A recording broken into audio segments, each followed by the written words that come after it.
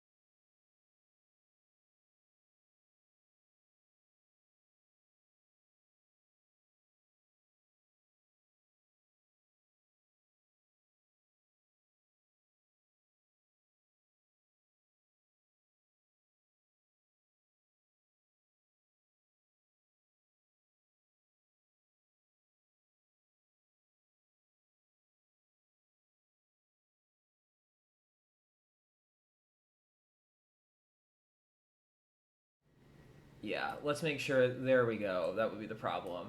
There you I go. first had That's to the do problem. the See. remixing the audio after the video. Oh yeah, yeah. Well, And I thank you for the support. and I remember last time it was an issue that the game audio was too loud. So say that if that happens again, say as much. We know. Yeah, yeah, yeah. We know what to do. Okay. So we managed. Thank you. So now it works. So we decided to start a campaign with the Wazret, and we are currently fighting random people. Yes, the governor of Abju, Abydos, who has been pushed back to this one little town. So we thought that perhaps taking possession of one of the most ancient and sacred cities of Egypt would be a good start of the morning for today. Logically, Right? It kind of works. So Daniela, tell us about your history with Total War games. Why we kill people? my history with the games. Well, we've done a few things together. Yeah, yeah. We've Or been tell us your first impressions of this game, which you just downloaded and played 10 Yeah. minutes this morning. I just managed to buy it around midday after a few things and downloaded it. It's 40 gigabytes, so it's gonna take some time. And then just now, 20 minutes ago, I launched it and I saw it and I already love it. I find it so much more intriguing than what was the other one? Was it Troy? Total War Troy? Yeah, I remember last time on Troy, I was like, oh, maybe because I'm in mythology, that shows out. Yeah, But Daniele has been a vocal proposer a proponent of having a game set in the Bronze Age, but not the mythical Bronze Age, the actual Bronze Age. Yeah, for a long time now, I was like dreaming of having something like this, and I actually in these 10 minutes I started to play. I played the map a little bit, but you can move it, right? You can move it. You can turn the map, I think. I think Yes. my map. Yeah. Okay. See, I learned it now because I was like, oh, this map is weird, but I guess I have to adapt. No, fuck. We're gonna turn the map. Thank you. How do you do that? E and Q are the default keys to rotate it like Perfect. that. Easy. Fantastic. Yeah. I'll do that. The map is great. So last time we I started. Oh, with who do you start? I started with Amen Messe in Kush, because I found it very, very intriguing to be. It's historically quite interesting. It had happened before, so I could. It would happen actually later in history, not at the time of Meremptah, but somebody that comes up from Nubia, being the viceroy of Kush, and tries to take over, or at least to raid Thebes. So this was my 10 minutes experience. Like, oh, where am I? What? Who am I? What is going on? Oh, clearly, you chose Amen Messi because his attire is the coolest. I mean, we all know Yeah. that. It's a statement. Yeah, it's a fashion state. Horns So you still haven't seen the chariots in battle, I take. then I closed that and I launched a random battle, and I was very excited to see the Superlumus chariots with all the glittery. Oh yeah, all the glittery, the fancy chariots. Oh my god! But listen, Jacob is good at this. Jacob is damn good at this. So you're going to see some wonderful things. I'm so happy that he's played and I am not. These are Kate. These are the best chariots we have seen in a game since Age of Empires. Yes. Yes, they are. Yes. They play very nicely. Yeah, and they're finally light skirmishers, chariots, and not tanks, basically. Ah. Thanks. You want to get started then? Yeah, please All go right. ahead. Oh my God, we can It's 10:08 a.m. here where I am. It's time for violence. It's always time for one. Exactly. So we are conquering Hetem. The thing we were saying last time with Brianna, the thing that we really liked is that they kept the Egyptian names of the towns instead of the Greek names. So there's no Heliopolis, there's no Crocodilopolis. Yes, let's go. We really like all of this. They call Kush, and they call Nubia, but they say Kush at least. Yeah. I would have loved to see Wawat, but maybe with a DLC. There is Miam. Yeah. Yes. Lower Nubia. Miam and Buhan also. And Buhan, All right, I think we can just. Okay. I don't know that we really need to do. We can try Just attacking an from multiple angles. We can just enter. They don't have they don't have walls. Oh, Yeah, there's quite a lot of them, but we are yeah, so because there's who are these people? Just local. These are This is like the rival governor kind of situation right now. Okay. And I think we can have Twazret join in and shoot at people from her chariot. I mean, as one does. I think this is actually a really interesting choice. They gave Twazret these like javelineer chariots. I wonder if we have any like historical depictions of that specifically. I always associate chariots with like archery. Yeah, that's true. Now. I Oh, don't Yeah. think we have any javelin throwers. I think we should probably set some flaming arrows. We're attacking a town. We should burn some Right. stuff. Might as well use some, use the fire. We have the fire, we can use it. Exactly. I Look like at the that. landscape, this black desert. Basalt. It is very like it looks like something that you would find. It's not like the usual game desert. Oh, it's all flat and it's yellow. No. This is orange and black. These are the colors. Oh, we have bunch of. Oh, they're sending in the maze heads. Yes. So now we can Yeah. actually. Well, yeah, they're coming to club, but you know Yes. what? Clubbing is kind of our thing too. So don't worry. Give them the music. Exactly. Ooh. The only thing that I don't like about the game, but this is like me nitpicking, is that like you have the portraits of the generals like in the unit cards are like in Egyptian style and they all like look kind of different. But their portrait like at the top in the rounds, they all Oh. kind of look the same. I wish there was a little more diversification like in Rome. Because they all like there's like three faces and they're interchangeable. And it's like no, but give me more faces, give me more headdresses. Although you can change. Although you can change their clothing because you can give them different armor and their image actually changes, so that's cool. Yeah. It is, but yeah, It's, like Total War Three Kingdoms, I think did a better job with having like your generals actually look somewhat different. Yeah. Yeah. On that point, yes, I would agree. This time, kind of, but that's okay. Although, you know, I don't dislike it. Side maneuver.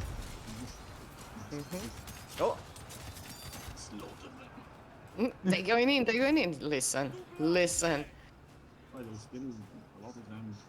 Oh, look at the slingers. They out there slinging, but like they're a little too far to be slinging things. Something I've always actually kind of wondered about because I've read. No, go ahead. I've read some interesting stuff about like slingers actually having like a pretty insanely long effective range. Like this is from a number of different authors, but that they really can be kind of terrifying weapons. Like that in the David and Goliath story, like of course the slinger is going to win, you know. Well, yeah. Also because like the slinger projectiles are like, you know, chunky things that you can throw and you can really crack a skull there. Oh yeah. So, you know, as any New Yorkers would be able to tell you, you don't need an AC unit falling off a window to break someone's head. It can also be a small object falling from the very top floor. Sorry. That's what happens when you live someplace. Are very professional Egyptian peasants. What a job title. Listen, they're doing their best. Both Egyptian peasants. Yes. Yes, those units are Egyptian peasants. They get the great trait expendable. Yeah. It's like the militia in Yeah, Empire. exactly. Okay, so from the chat, a lot of it depends on context. Is it massed arsing fire against group targets, or is it direct fire against one target? What kind of armor is the target wearing? That's fair. Okay, I'm not an expert. I can't imagine, even if you're wearing full armor, I can't imagine it's pleasant to be pelted with, like, things that, you know, still hit you. Maybe you're not gonna die, but you're gonna be pissed. And you're Yes. gonna be impeded, especially if your hands and arms are not completely covered. But I don't know, to be honest. I don't know how were slingers used in this period. This is wildly like out of my already like small knowledge of warfare. So how were slingers used in the Bronze Age, So or like in Egypt? Most of my understanding on slingers comes from like the classical period, but I know that there would be like you'll get people. Balearic fingers, not a Yeah.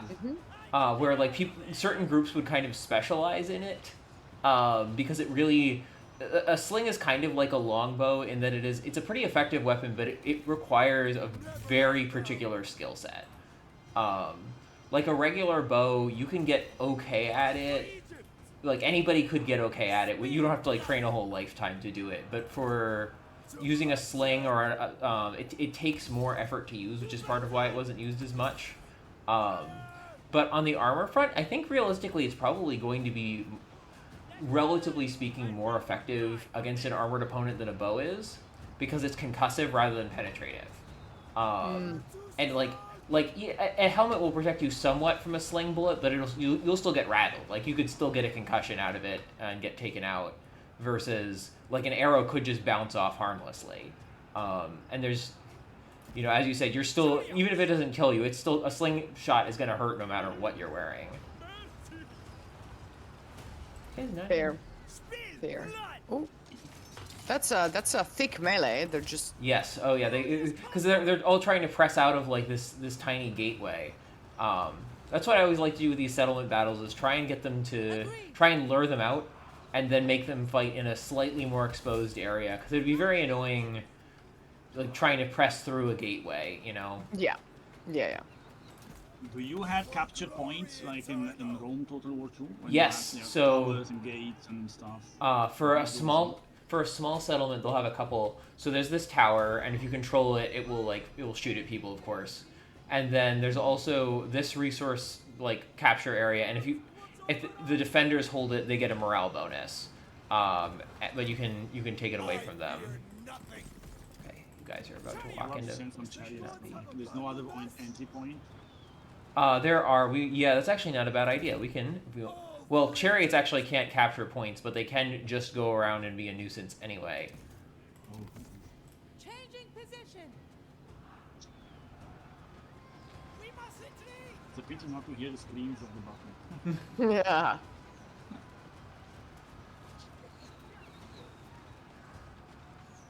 we gonna win this? Oh yeah. That's the advantage we have. We have more advantage in Yeah, it's basically just a matter of whatever we have. I'd say our infantry was about equally matched to our enemies, or maybe there's even a little better, but we have substantially more archers and better archers. So it's just a matter of what we are targeting with them. It's a matter of not letting them club us down. Yeah. But they've left the flanks like uncovered, the flanks of the settlement, the sides of the settlement. So we're gonna do the one thing chariots can realistically charge into is disorganized light archers, because they have zero melee defenses, which chariots aren't very good, but it's better than nothing. So you can usually get them to run away by doing that. Fair. From the chat, they tell us that point being the max range is really it depends question that a lot of games and debates try to treat as absolutes. Yes. The thing with games is that a lot of the times I get the sense that they treat for development and like programming reasons they have to treat battles and damage in a mathematical way, because there's like an algorithm that decides how much damage they're gonna do with this and that. But the impression that a lot of people can have is that ancient battles are very strategically planned and very not as chaotic as they would have been back then. So we should need more wildcards, but then again you need to program the wildcards for ancient things. But yes. This doesn't translate well to the Total War formula, but I've heard it said that usually, at least in medieval warfare, and this is probably true of ancient warfare as well, the person who got the majority of his army to show up usually won. That's the real difficulty, is like, in theory you have however many troops, but in reality what you have are like 55 local chiefs who each have their like 25 buddies, and how many of them are actually going to come, and how many of them are going to show up but like not bother fighting or run away immediately or spend all their time looting the enemy camp instead of actually winning the battle. Right. Oh, that's good. Yes. Once you kill enough of them, they just start running away. Especially, which is faster if the enemy is. As soon as you shoot the chariots, they just. Yes. Yeah. Melt it. They're liking it. Good. Goodbye. Thank you for your city. We are grateful. Yeah, Thank you for the whole province at this point. We were talking about this last time, that how light the Egyptian chariots are, but I mean they did a good job showing it in the art of them. I mean, look at these. It's like riding in a basket, like. Yeah. Routing in a video game in this economy. Right? Yes. Have any of you seen that video that goes around on the internet every once in a while of like a trained horse archer shooting arrows on a trampoline while somebody is jumping on it, and you can see his upper body isn't moving at all. Oh my god. No, I Yeah. haven't seen it. It's I look it up if you can, and this also goes for anybody in chat. It's really fascinating. If you want an explanation of like how the Egyptians could have been shooting on a moving platform, it's the same like technique, same level of core strength. This place is ours. Okay, Alright. let me see. You're back in control of They have Yebu. suspensions. These chariots have very strong leather suspensions. Yes. Yeah, true. We have a chariot like that in Florence, a New Kingdom private, not royal chariot, and it has a system of suspensions with leather straps. Quite, quite impressive. So this must have helped. I With heed only destiny. Yeah. the Oh, I lifting and like that a lot. I like that a lot. I do. that's I the link. would- We got the link. That's Oh no, we have a link for Jacob's channel, and now we're gonna put a link for. How would I even look for that video? Like, Yeah, I don't have the top of my head, and I don't want to let me see if archer trampoline. Yes, the unreal balance of horse archers. Yes, yes, I found it. It's this one. I don't. There we go. It has music, but let me put it in here. Dun dun dun. Okay. Oh yes, the ancillary thing reminded me of something I'd picked up on last time, but I didn't want to mention. Let's talk about this. Let's talk Yes, about this. which is that Tazret is apparently canonically bisexual in this game because she has you're able to equip a Canaanite consort, and this is a pretty obviously a female Canaanite consort. So. You know what? We stand a polycule with Yes, Tazret, exactly. Seti, and Bai, who's Bay. Exactly. That's what we want. You know, it's interesting. It's like a Canaanite consort and not like an Egyptian one because we haven't been to Canaan yet. Yeah. I don't know. She gets visitors. You dress like this, people start showing up from all over. Fair. I mean, you know, we are not above simping. Actually, simping is encouraged in this channel. So we got one vizier only. yes, there is only one vizier. So Daniele, tell us about this court structure and why do you have beef with it? Because I know you will have beef with it. It's my job, right? Right, it is your job. The beef. Being annoyed at things. But from the New Kingdom, there used to be two, at least. And we know that earlier might have been only one. Was one. From the New Kingdom, they were two, and one for Lower Egypt and one for Upper Egypt. And also the funny thing is that the viceroy of Nubia very likely did not reside in Nubia at all. He was in Luxor, because he also had jurisdiction over the mining areas to the southeast of Luxor, Thebes, Huh. part of the portfolio of the viceroy of Kush. So it was close to those areas, and then he had two deputies, one for Wawat and one for Kush, so one for Lower Nubia and one for Upper Nubia. And they are those who used to actually live in Nubia and follow the running up of the operations there. The vizier was sharing Luxor with Viceroy of Kush, and yeah, they were Say what is on your mobile mind, somehow. and I will consider it. Their administration at the time in the New Kingdom is divided between those who follow the palace, or those who follow the king. So the king would also be mobile, and those who are in the palace, which means in the residence, and those they are stationed in a particular office. And those people might actually. Oh, there is Achet Aten. yes, there's Akhetaten, but if we zoom in on Akhetaten, you will see that it's not in a good state. Nope. Well, the city is raised. Oh, wow. Why? The city has been raised. Well, by default. yeah, by default, and you can only colonize it and reconstruct it if you choose to follow the legacy of Akhenaten. Oh, And wait, there's more. You have to create the Aten, so you can choose between two gods, and they don't have to be Egyptian gods. You can choose between any two gods to create the Aten. Yes, you can have a Hittite flavored Aten if you so desire. Yeah. You can have the female Aten if you want. that rains The upon internet. people rather than. Yeah. No, it's a really cool thing. But yeah, and if you play with any other legacy, you cannot rebuild Akhetaten. So I have to play with what legacy? This is my calling. The legacy, that's it, the legacy of Akhenaten. Yeah, so And then you can, yeah. we are not doing that. We have You the have chosen legacy of Khufu, but Oh, that's your legacy now.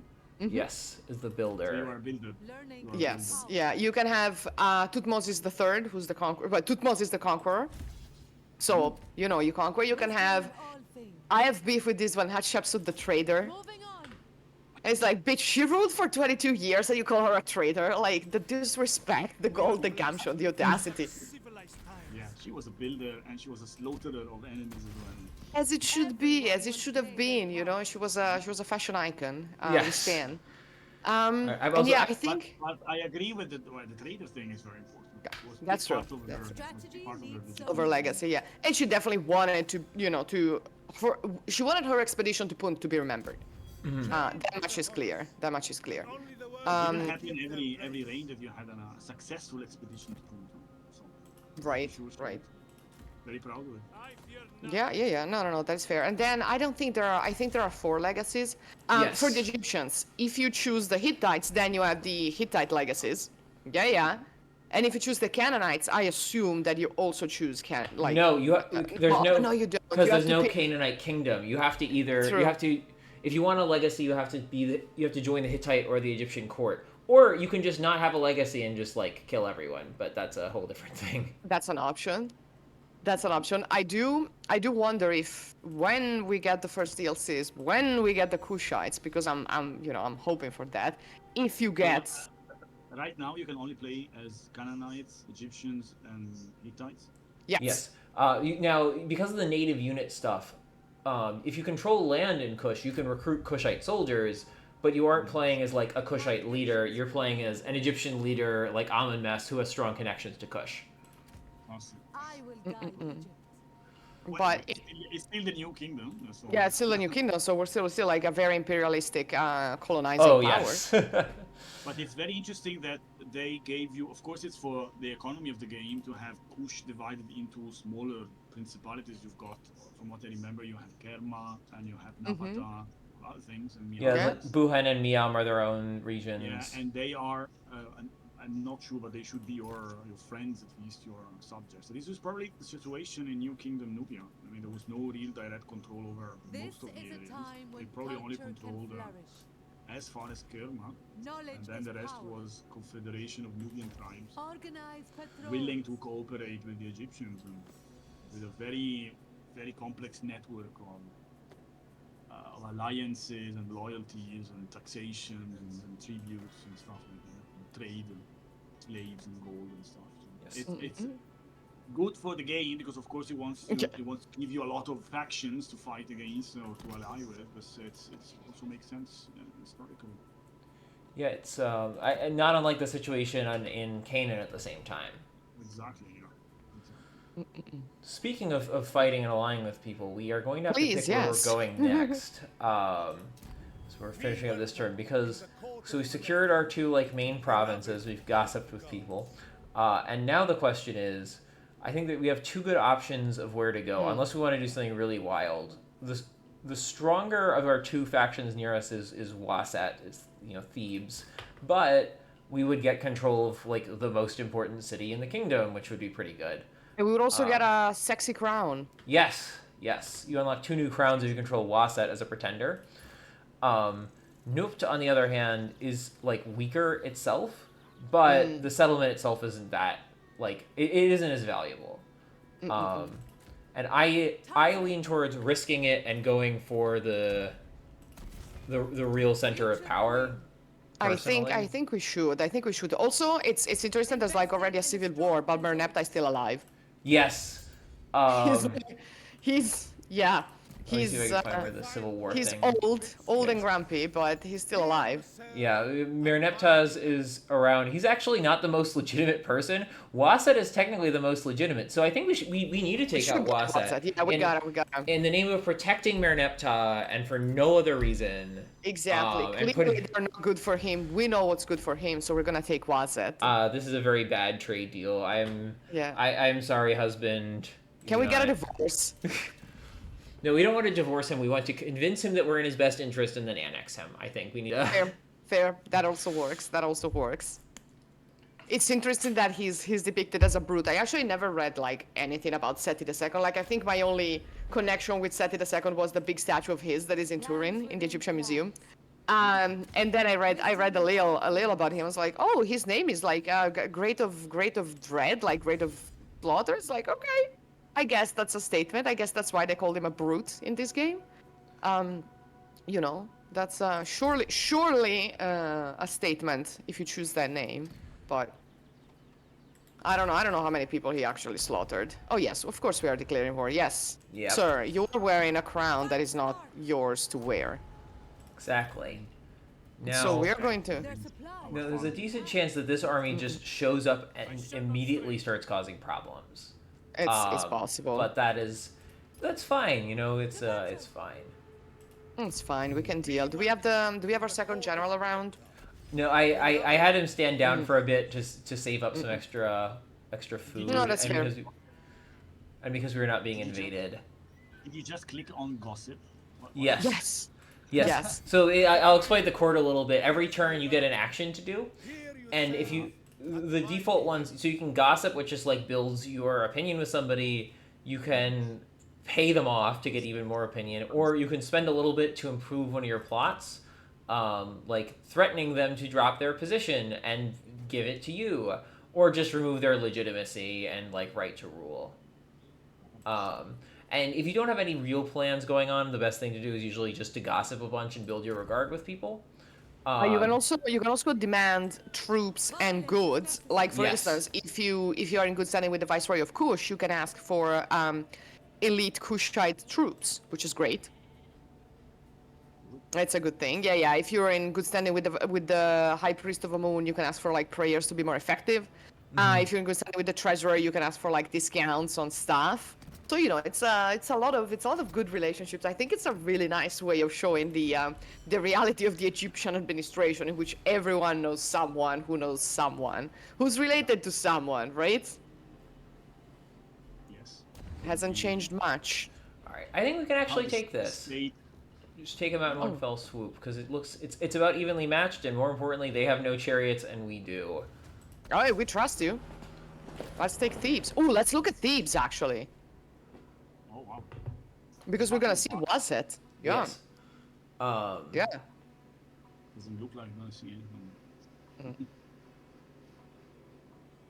So they got these Egyptians with the two feathers, like they were Libyans or Nubians. The feathers usually are a sign of princely status in the Nubians, and then they pop up again with the Libyans in the north. Yeah, so you can see here is the mighty city of Thebes in the background. Ooh. Oh, la la. Oh, look at the temple! Oh my God, the temples! Yes. Shit's on. That's Karnak. Yeah. And That's they even have Luxor. the mountain range across the other side where you would be able to seal the tombs. Yeah. Yeah. Oh, I love this. Now I don't know if they're accurate enough for it, but I would call this range here Dra el Naga. I think Yeah. it's roughly. I've made a whole seminar on it. I've seen a lot of pictures of those cliff faces. Do not stand a chance. Oh, I worked in Bravo and Naga. I had a mission, an excavation there. So it's a cool place. Ooh. Yes. Are you with the Italian team there? Yeah, when I was a PhD student, that was 10 years ago. Yeah. It's very cool. Remind me, which tombs are they working on? Well, there is the TT-14, who is a priest, I think, the priest of Amun in the New Kingdom. And then they discovered a new tomb. Yeah, there was basically a courtyard. So they got one tomb first. And then there was the excavation of the outside. And they found that it was connected to another tomb, which was actually much older and bigger. Also from probably the early New Kingdom. So it was a big discovery. Oh, I love that. Yeah. I'm also wondering how many gates does these Thebes have? Because in the Iliad and the Odyssey, we are told that Egyptian Thebes has like, 100 gates and 700 heroes coming out of the gates on their chariots. So clearly someone had been there? Well, Question mark? The gates are the pylons, no? The pylons of the temple. Yeah, yeah, So they are. yeah. So really not clever. completely out of character for the place. No, and I think the idea is because like there is the confusing part about Thebes in Egypt is that there's also a place called Thebes in Greece, and the Thebes in Greece is Thebes of the Seven Gates, and it, you know, not that it was small or unimportant, but like in comparison to the Egyptian Thebes, it is a tiny village, and it was like probably the third most important city in the Greek world, and it still cannot even come close. Yeah, their symbol is a baboon. Which is an interesting choice for Thebes. I would have maybe gone with the scepter. Right? The Wazet scepter, which is from where the Waz scepter, from which Wazet gets its name, Yes. Or the ram. The ram. or the ram, right? The ram of Amun. Or the goose. Though Amun-Mes did take the ram, but the That's fair. yeah. The sacred geese. We want the sacred geese. Mothers, if you're listening, give us the sacred geese of Amun that were fed in the sacred lake in the temple of Karnak. Yeah, the baboon is off. Should be. Yeah, it should be in Hermopolis. Yeah. Don't tell Brianna that. Well, actually, this is something I think about earlier. Fire again. I think Why actually, isn't Brianna here? So Brianna made a terrible mistake. She was invited to a lunch and she assumed that the lunch would be over by 5 p.m. It's probably started fine. It probably started at 5 p.m. Yeah. That's how lunches work. Around 4, yeah. Sorry, Jacob, we cut you off. no, it's okay. No, because if you the symbol for where Hermopolis is actually a hare, which I really like. I am a big Middle Egyptian gnomes stan, and getting a good reference to the proper like symbol of some of the gnomes, like Hermopolis, if memory serves, was in hare gnome, which is the 16th province of Upper Egypt. Or the 15th province of Upper Egypt was symbolized by a hare, and that's how you. They did that correctly. I was very happy to see So that. for the nerds in the chat, I'm putting down a link to all the gnomes of ancient Egypt and from ucl.ac.uk. This is Digital Egypt, so you can click on that and read about the gnome. So let's see gnome number 16 of lower, upper. Gnome 15 of Upper Egypt. Gnome 16 was 15. Sinopolis gnome. Okay, 15 or upper. Nubis gnome. Yeah. Symbol, it's a hare. Deity recorded on the Whitechapel. Early name for Bes, also Wenut. Main cities in the province with evidence for temples. Hemenu, Greek Hermopolis, with the temple of Thoth. Right. Ashmonain today. Ashmonain, exactly. Where does that come from? Moon in Coptic means 8. And it's from name is 8 in ancient Egyptian because it was the city of the 8 gods. So each day has got exactly the same name, Ashmonain. I love that. Oh my Ashmonain god. From Moon from what is it? Actually, speaking of cities of certain numbers of gods, so the city of Arbil now in Iraqi Kurdistan, it was also called Arbil effectively in ancient times, like Arba Ili basically, except Arba Ili sounds almost exactly like the Akkadian words for four gods. So that's actually how they wrote the name of the city. They called it like the city, like Uru place of Limu four Dinger. gods. Yeah, the city of the four gods. But there weren't like four gods that lived in it. The city had been called Arba Ili for a much longer time than Akkadian was spoken there. But when the kings of Assyria would write out their inscriptions and they wanted to make their city sound as cool as possible, they would come up with these like ways to spell the name that just seemed fancier than reality, and that was one of them.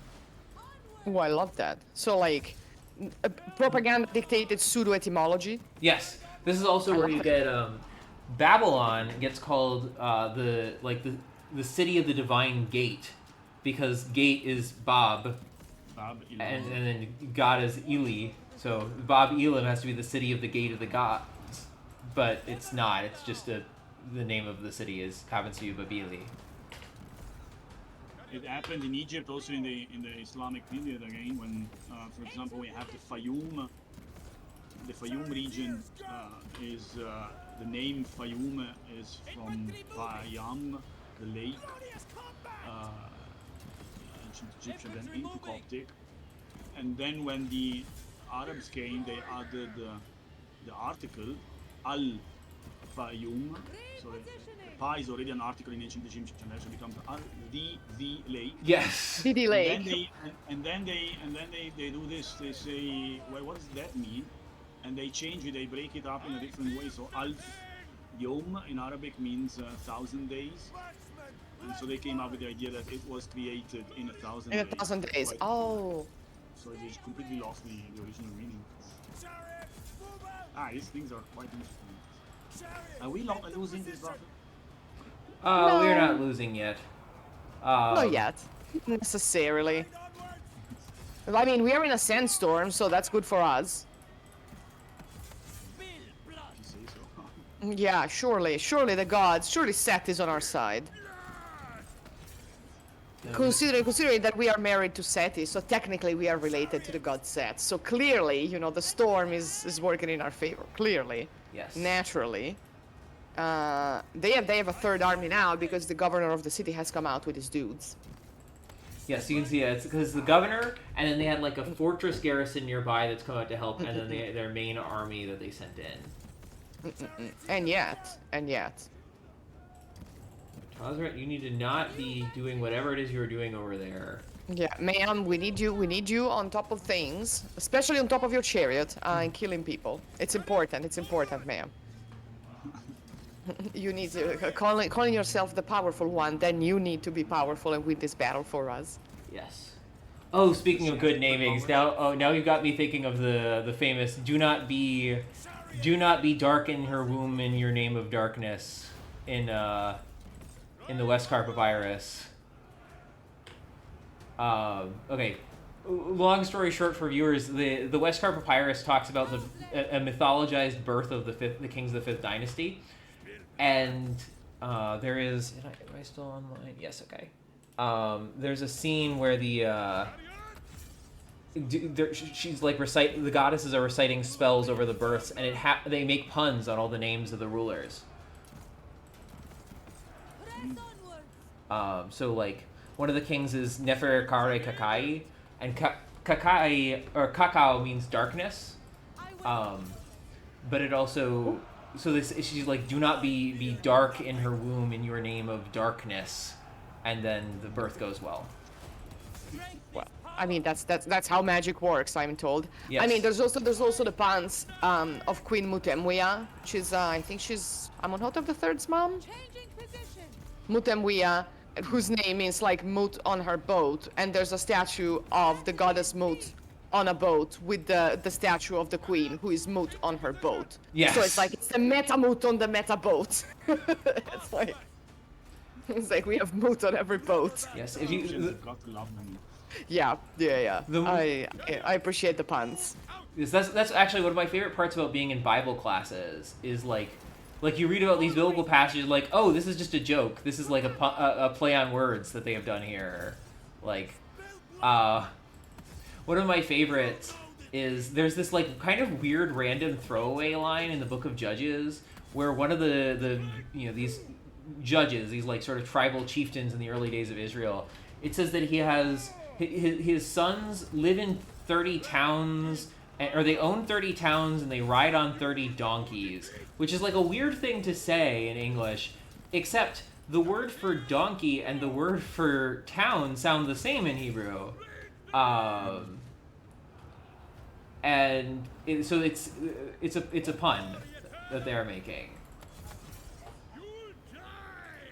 Whoop, 1 second. I think I saw this morning that Total War is doing a giveaway for this game. Yes. On their Discord server. Yes. Let me find that link. I'm gonna put it in the chat, and if people want to participate, yeah, there we go. I found it. Let me find the link. I'm using 3 different devices at once. This is a lot, let me tell you. Okay. There is also a discount on instant gaming. I can post that link. So this is what I paid for. There's a 40% discount on that one. Oh yeah, throw it in there. Like honestly, No, you're welcome. You're welcome. We're here, we're here to share. We're here to share the love for Antiquity and the games and to help people get the games. So, 40% discount, then that's a hefty discount. Let's go. That's how I got it, and it works. I just bought it. Oh, yeah, yeah. That's a good thing. And Total War was nice. Was nice enough to reach out to us, so and give us a code. So we have deployed that to Brianna, so she can also play it and do her things. This game doesn't play. Right now, Brianna, who may or may not keep the cat, but you heard it here first. But we don't know. We don't know. Why? He's a foster, right? She's fostering him, but Okay. his as you know, she already has 3 in the U.S. But who knows? Maybe one more. I mean, if you have 3, might as well have 4, right? Yeah. Brianna, adopt a cat. We support you. Muatale. Yes, yes. Oh, he's the sweetest boy. Yes, he- this is why I cannot foster cats. It would not be that I would have a hard time taking care of the cats. It would be that I would have such a hard time letting go of them after. Yeah. Giving them to Oh, someone it's- else. I'm too selfish.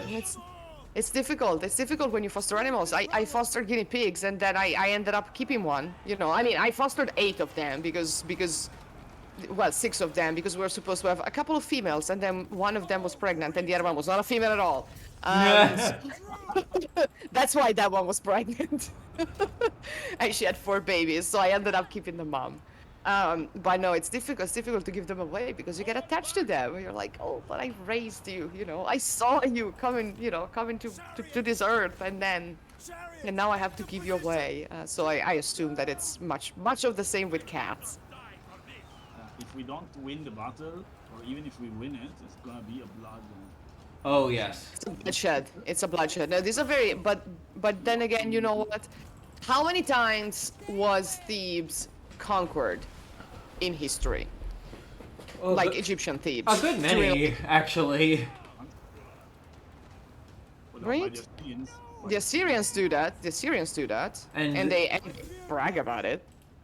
they brag about it, but it's there is no layer of destruction. So what they say that they got the city and they destroyed it is probably not true. Yeah, I it's mean, the- there is Petrie found an Assyrian helmet in, yeah, the pointy of helmet. the area of Tauceret, I think. Huh. Yeah. There you go. And there is something else, but very, very little, and that doesn't really seem like they destroyed anything. Yeah, so if you read the Assyrian Stele of Esarhaddon, which is actually one of the first fixed points that we have in Egyptian history, because we know the year of that. Esarhaddon says, I taught this like a few weeks ago in class, in art history class, that's why I was so prepared on this. He says that he took like the city in one day, that he lay siege, he lay waste, and did all of that in one day, and he has the Prince of Egypt at his feet, groveling and in chains. Questionable. I don't think you can take Thebes in one day. They did take power, but and sent Taharqa off. Memphis also fell in a few days. Yeah. It doesn't look like the Egyptians were very good at Defending. Yeah. Well, but then again, when did they ever have big invasions apart from after, like, during Old Kingdom, Middle Kingdom, and everything else? It's not like people were trying to invade to take Memphis and take Thebes. Yeah, that's it. So I mean, they were doing that to themselves They might- usually. Yeah. They might have had a lot of internal warfare. We don't know. The propaganda is all about unity. Yeah. of regions, Yeah, but- regions, and yeah. We know that during the intermediate period they were fighting against Yeah. each other. Yeah, they were doing that to themselves. But we have siege scenes in the Middle Kingdom, even Yeah. in the Old Kingdom. do we have those siege scenes with also women on the walls? Because at that point, everyone is gonna throw like pots and pans and everything from the walls. It's like, you know what? I have this big pot. Yeah, ma'am, throw it. I don't know if we get that in art, but it certainly happened. I remember seeing that. All right, there we go. We have women inside the city. Let me find it. So I have a class on it. There you go. See, that's what you get. Oh, so we won. Yes, and not. I will admit to having been a little bit anxious there for a bit, but we have done it. Oh yeah. And yeah, I think if we were gonna look at the damage dealt as gold value, for some of these units, so these chariots especially, the amount of work that they did. Dang. Um, Dang.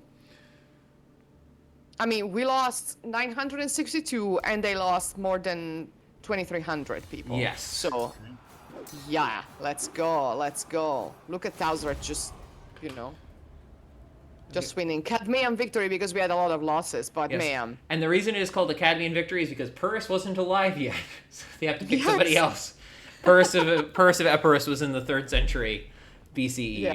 But yeah, So- look, 1,204 damage is gold value, and then as high as 1,390 for this unit of chariots. That unit, well, we need to give them the gold of Valor to all of them. Yeah, there's some real at that. powerhouses. Oh yeah, absolutely. To give us the seating. Yeah, okay, this is almost a ridiculously good deal. I don't understand why they want this little What's the- food. Yeah. For what's the problem? I mean, you know what? We'll take it. Yeah, We'll take it. for the same amount of stone. Like, for very logical reasons, food is the most abundant and least individually valuable resource in the game, especially if you're in Egypt, where there's like, you know, a lot of grain capacity. Oh, there we go. Yeah, there's no garrison left. It was like the last like 10 guys. Yeah, goodbye. Another opponent. Excellent. So we can occupy. We're not gonna loot it, but we're gonna occupy Yes, it. I don't- Sacred land. We got the crowns. The we can Grand build Temple shit. of Amun now. Ooh, let's go. And I think we could probably merge some of these troops together that are so Oh, yeah. depleted, Yeah, absolutely. and replace them, because Yeah, don't disband them. Just put them all together. You can also like select all of them and click merge, and it's gonna merge how many they are and how many Oh. you can get. Yeah, yeah. Cool. But yeah, Watset Yeah. is actually already set up as a really good recruitment site, which I like a lot. It's 'cause great. You It's have great. these proving grounds that improve recruitment rank, and they already have some recruitment. So I think we might end up turning this region into like where we're getting our best troops out of, kind of like that idea. Oh, I'm not mad at that. Although I think that the best recruitment place for my campaign, for whatever reason, is Per Rameses. It's a really, really good recruitment center. Like, I didn't build it. Someone else did that, and they made it like into a powerhouse. So I usually get like all of my troops from there, because it's great.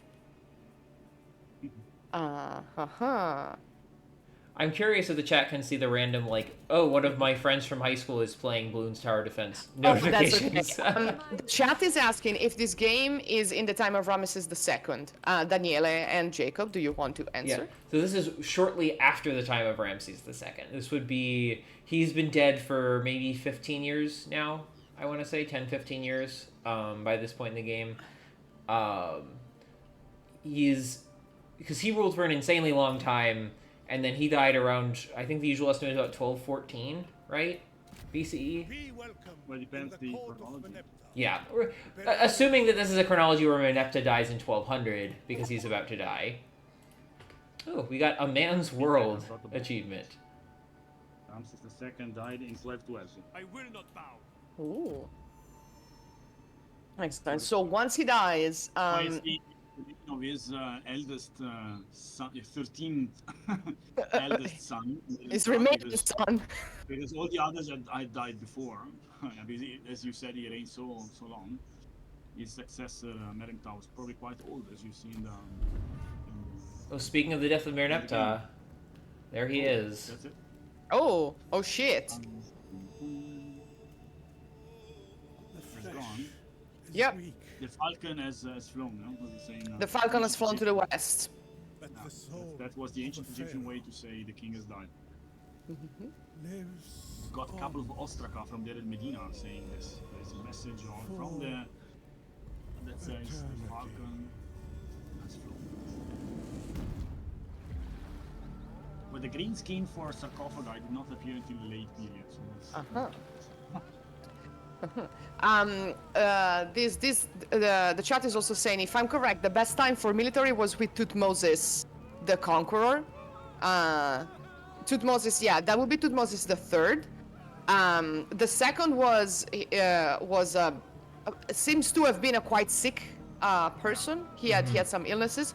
Tutmosis I was also a great conqueror. He was actually a general by trade. He was not royal, and he was married into the family um, to become pharaoh. And Tutmosis I was the one who launched a very gruesome campaign in Nubia. And he tells us that he came back after having hanged the body of the Nubian leaders to the prow of his boats, so the crocodiles could snap at them on the way back to Thebes. So yeah, the Tutmoses were actually good generals. That was the height of Egypt's military power, possibly. Although Seti I was not bad himself. Yeah, I Seti was I gonna say was Seti might challenge it. Ramses might challenge it, but he would be lying. But Seti could actually challenge it. Seti I was Ramses the second Set. Yeah, the third also has some credentials. Yeah, Ramesses III, who is the Ramesses we see here. Yeah. Yeah, although still as a prince. Also, don't worry if English is not my first language either, nor is Daniele's. So don't worry about that. But so the king has died, and now we have a vacant position. Yes. Right. And there's a civil war going on, and it's all about who There's a civil war. can get the most legitimacy to claim that pharaoh spot. Now we can claim crowns. Yes. So we could throw our hat in the ring if we so chose. It would make us a few more enemies, but it would let us put on some cool hats, which I think is worth it. Yeah. So once Pharaoh dies, you can join the civil war, and you become a pretender, and you can start wearing fancy hats. That's how the game. So. Just got Thebes. That's the whole point of it, no? Exactly. We should be Pharaoh because we got Thebes. We have a high We have. But look at the choices. Yeah. So we have the default is the Neme's crown, which gives it reduces your army's replenishment but increases production. It's not that great. Then you have the war crown. The war crown gives you an overall decrease to your economy, your happiness, and your diplomatic relations, and in exchange, your army gets substantially better. This is if you really need to go all out on a particular battle, you put on the war crown.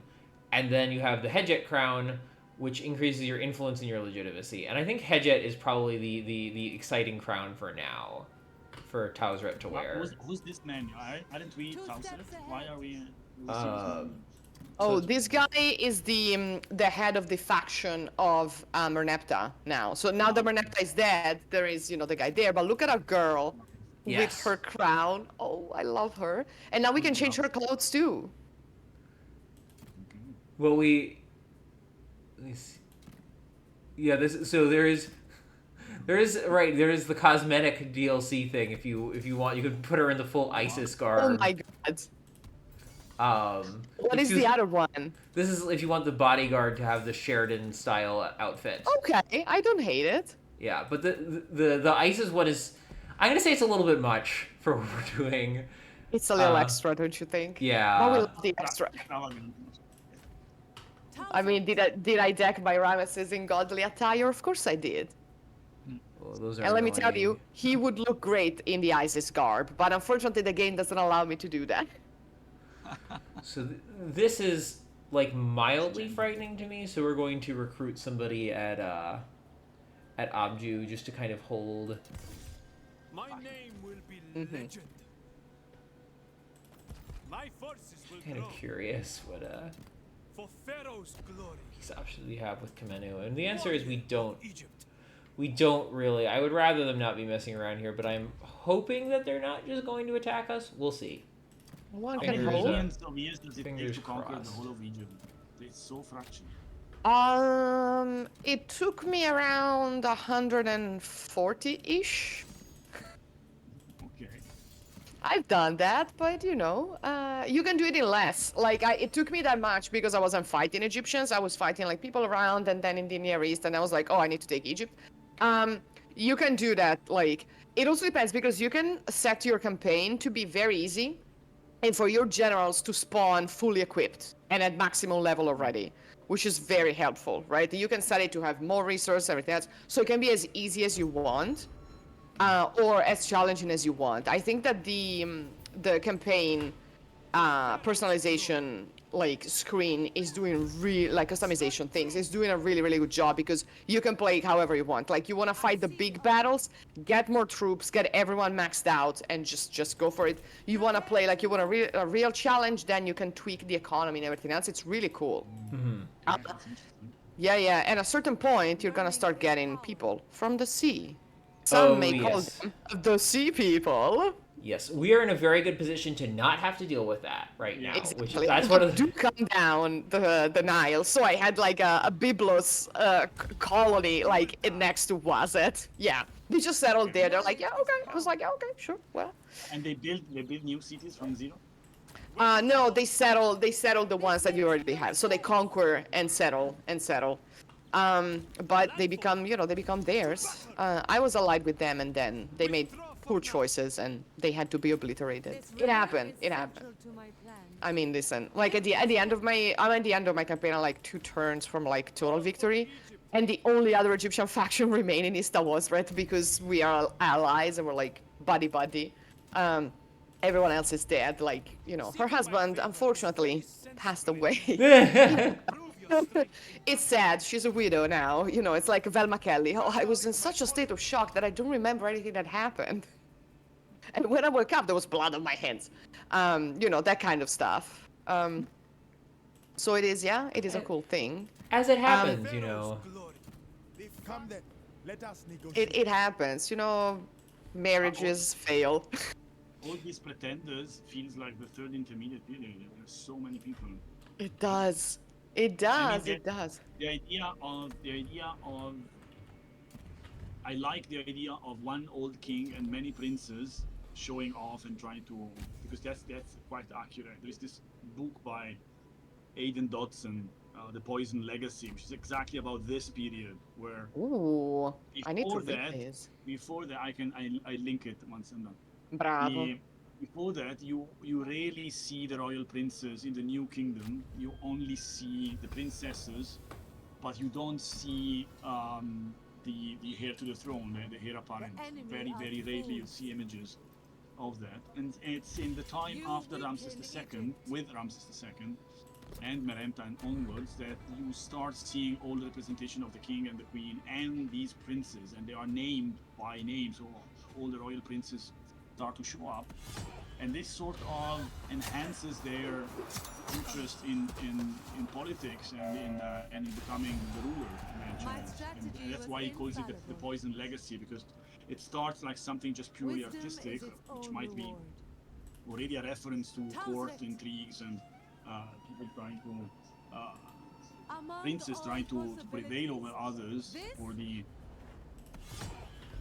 throne. And it's also because of Ramses II living for such a long time and having so many children that it really creates a dynastic problem, no?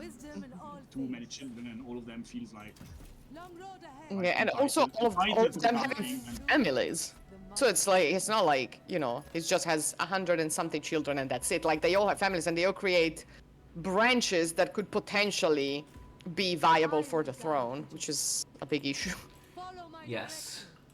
Oh, here's the so-called king of Wasat, this Tepeti guy. Sir. Yeah. Sir, please. Don't make us laugh. Also, Seti has helpfully taken this province that we wanted, which Thank you, husband. is a little annoying, but it's fine. But- We will get all of that land eventually. Oh, yeah. Warrior of Egypt. For Kamenu Pharaoh's still glory. doesn't want to make peace with us, even though we beat them up pretty well. While we were chatting, there was this little army down here that no longer exists. Yeah, that's okay. We can deal with that. So, question from someone who's not an expert on this period, which is me. Do we know who the hell was Tausret? Like, do we know if she was from, like, branch of the royal family? She was not? Who would, like, what happened there? maybe Jacob wants to answer. Yeah, I actually do not know off the top of my head. I believe, knowing what I do about New Kingdom practices, I'm fairly certain that Seti is her half-brother. I would bet a good amount on that. That if she's going to be great royal wife and powerful enough to stake kind of her own claim on the throne, that really implies that it's a sibling marriage. So she's probably also a son of Merneptah, or a daughter of Merneptah, rather, like all these princes. Can build up and conquer a gold Ooh. region, or I think probably this is the easiest one, holding 12 settlements. Yeah, we can hold the 12 settlements. I thank you. As you were. Fight. Thank you We for do the have chat. Poison Legacy. Ooh, love that. Engage the enemy. Dangerous. Yeah, Waset, for all their land, they haven't actually built any like useful troops. They have a lot of like very low tier units. Trash units. Yeah. So. Not in the sense that they are trash, but also in the sense that they are. Yeah. I mean, we also killed this guy who was wearing the blue crown. Which So is very satisfying, getting rid of a pretender City. effectively. So now all Waset, they don't even have Waset, they just have like these two random like, desert Boo. provinces that we're gonna go. Boo. I think we should probably. They're probably worth taking actually, just because stone is good and bronze is especially good, and it sets us up to attack Nupt, which is another worthy cause, I think. So Tauseret was the Uh-huh. combining the. So I'm reading what I wrote myself. Then if you want to plug your own books, like you can put them in the chat. It's just because I'm not cheating. She- I used to know these things, and now I forgot them. But she was not only the great royal wife of Seti II, but she was also the god's wife of Amun. And this had not happened. This had not happened in Egypt since the middle of the 18th dynasty, when Hatshepsut had reached a position of power, also thanks to this position. Hatshepsut also, as you mentioned before, she was the widow of a king, the daughter of a king. And when Tutmosis II passed away, and Tutmosis III was just too younger a boy to become a king, she took advantage of not only being of royal blood, but also being the god's wife of Amun. This position came with a separate administration. She had her own secretary and staff and estates. So she got independent economically, and she could bribe people, and she could spend money. Okay, sources. There's no money in ancient Egypt. Gold She could, resources. She could get to eventually become king using this independence, and that's after Hatshepsut that the position of God's wife of Amun is repositioned, and they don't have this importance anymore and don't have this economic independence until Tauseret. So Tauseret seems to be following in the footsteps of Hatshepsut, whom she probably did have no record about. She must have the same idea. No?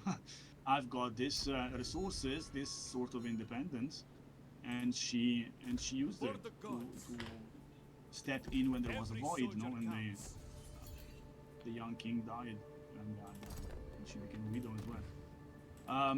She built her own tomb. So. Oh, we gotta choose a god. Yes, we have unlocked the second god slot.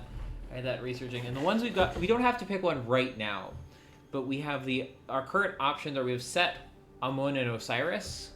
All very interesting. Okay, it actually really bugs me that they give Set a Heka staff instead of a Wast scepter, because I personally fall into the line of thinking that Set is actually a personified Wast scepter. That's the symbol of the head. It is, yeah. And why he looks so odd and not like a real animal. Because if you look at Set, you want to explain this for people? I will, though.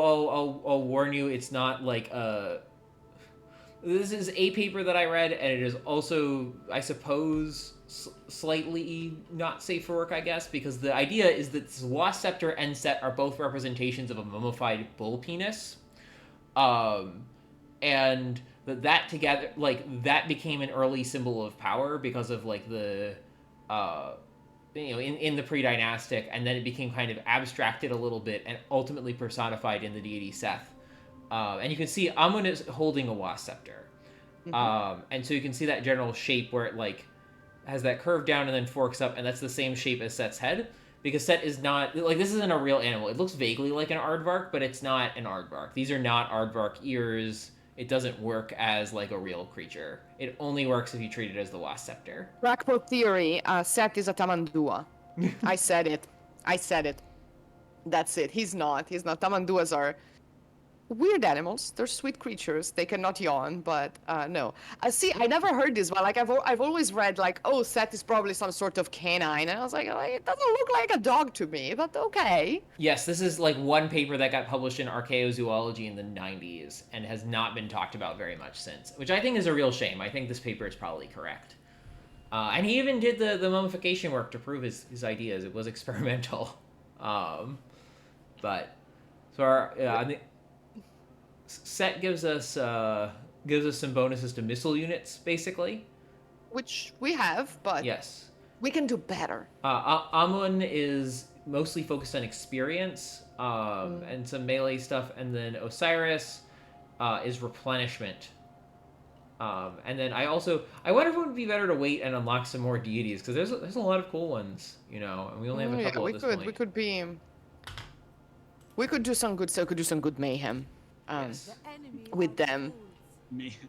It's the main objective. Motionless like Osiris, yeah. Okay. Yeah, we're mummified like Osiris. Waset is getting totally absorbed by Noopt. So we got the capital, and we're probably just gonna have to move on to Noopt because there isn't very much for us at this point with Waset. Poor things. Went from being the most legitimate contender to Pharaoh to a single province in like 4 turns. F in the chat for Wazet.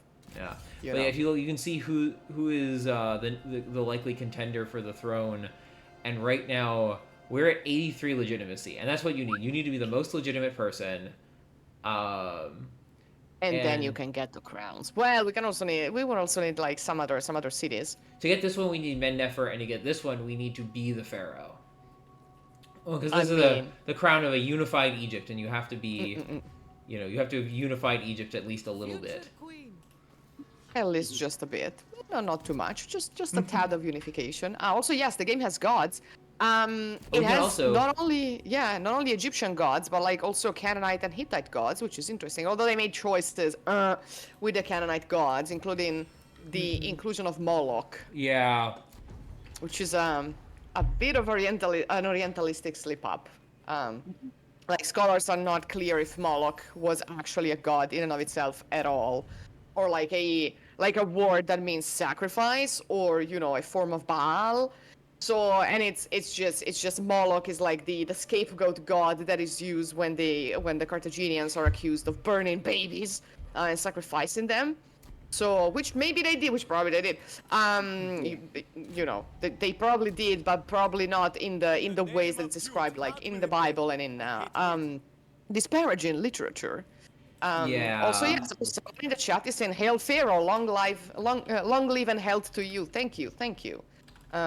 We will take this. We are not Pharaoh yet. We are pretenders, but we will call ourselves Lady of the Two Lands. Nebet Tawi. Nebetawi, exactly. I mean, the name Tausret literally means the powerful woman, so Yes. we can be that. Ooh, do we want to start blackmailing Setnoct? Yeah, I think that's good. We'll get paid for it. We get to blackmail them. Yeah, I'm always for a good blackmail. I mean, what is a family without some blackmailing, Yes. right? Also, I mean, who amongst us? like half the court is Ooh. now empty because people got murdered. I will We claim some other position. Can we become the High Priest of the Moon? On Chemsuhor we could, but we're going to end up being Pharaoh, so I don't know how much it'll matter. Yeah, that's but, fair. That's but fair, it would be very realistic for us to become a High Priest of Amun. right? We could wear a mustache and pretend to be a priest. Okay. Alright, and this is what remains of Waset's army currently. Boo. Or no, this isn't Waset. This is Kamenu. We should make peace with Kamenu in any case, just to. If they Oh, want, okay, they- close enough. Yeah. What do they want for peace? Let's find out. I think probably it won't be very much. We can Alright. probably like. The nice thing about having a gold mine in the early game is you can just kind of bribe people like really easily into Exactly. doing stuff. Like, Yeah, like would they accept like 100 gold? No, they want a good. They 100 want a lot of gold. Let's see what else they would accept. They accept some stone at this Maybe. stage. They're demanding an annoyingly large amount of stuff to make their literally 2 units to go away. It's probably cheaper It's much cheaper to kill them. Yeah. Yeah, let's kill them. It's okay. I'm not against that also. I mean, that would be my first choice anyways, but we are trying to be diplomatic here. Like, what would Tausret do? Probably kill them. Yeah. Yeah. Let's see, do you want to... This is... That's also an Orientalist trope. No? The woman that is. Oh, I mean, even if I was playing as a man, I would still kill them all. Right? That's woman that has no limits and. No, exactly. Like Semiramis, you know. Oh, yeah, that's a whole thing. Semiramis, the totally real person. Absolutely real. Like, it's everyone knows that she actually existed, you know.